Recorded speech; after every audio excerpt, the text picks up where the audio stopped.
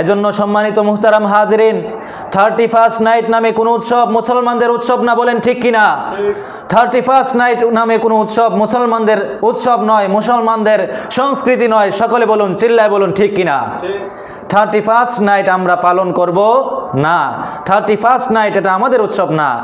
মনে রাখবেন, প্রাচীন যুগে, জাহিলিয়াতের যুগে একটি মূর্তি ছিল যার নাম ছিল জানুস। বলেন কি?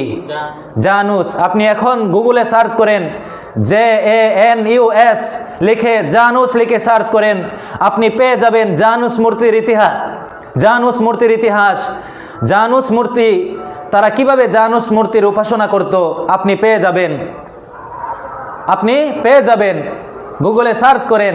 তারা যখন 31শে ডিসেম্বর আসতো, তখন 31শে ডিসেম্বরের রাত্রিবেলা তারা একটা বিশাল অগ্নিকুণ্ড স্থাপন করত এবং সেই অগ্নিকুণ্ডের সামনে তারা দাঁড়িয়ে জানুস দেবতাকে সামনে রেখে তারা জানুস দেবতার ইবাদত করত, জানুস দেবতার নামে শুকরিয়া জ্ঞাপন করত যে জানুস দেবতা তাদেরকে 1 বছর রিজিক দিয়েছে। নাউজুবিল্লাহ বলেন। এবং তারা পরবর্তী 1 বছরের জন্য জানুস দেবতার কাছে রিজিক তালাশ করত। পরবর্তী 1 বছর সে কি খাবে, তাদের বিশ্বাস অনুযায়ী জানুস দেবতা তাদের রিজিক নির্ধারণ করে। নাউজুবিল্লাহ। অথচ রিজিক নির্ধারণ করে কে ভাই? আল্লাহ সুবহানাহু ওয়া তাআলা রিজিক নির্ধারণ করেন। আল্লাহ তাআলা বলেন, ওয়ামা মিন দাব্বাতিন ফিল আরদি ইল্লা আলাল্লাহি রিজকুহা।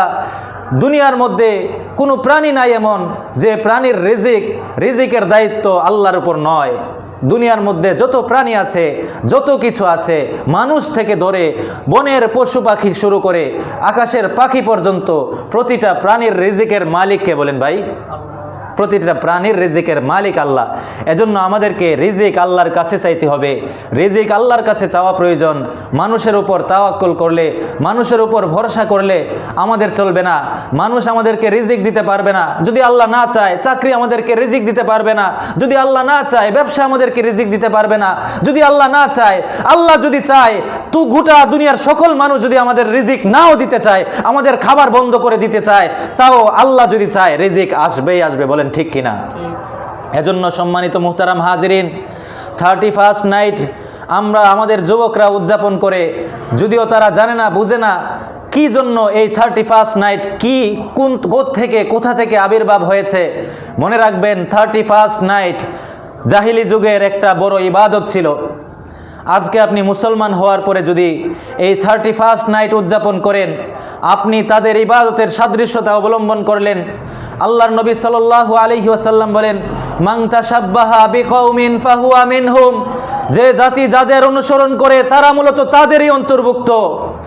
আমরা যদি আজকে ইহুদি নাসারা খ্রিস্টানদের অনুসরণ করি, ইহুদি নাসারা খ্রিস্টানদের কালচার গ্রহণ করি, ইহুদিরা নাসারা খ্রিস্টানদের উৎসবকে আমাদের উৎসব হিসেবে গ্রহণ করে নেই, কালকে হয়ে যাবে হাসরের ময়দানে দেখা যাবে আমাদের হাসরও আল্লাহ না করুক ওই তাদের সাথেই। নাউজুবিল্লাহ।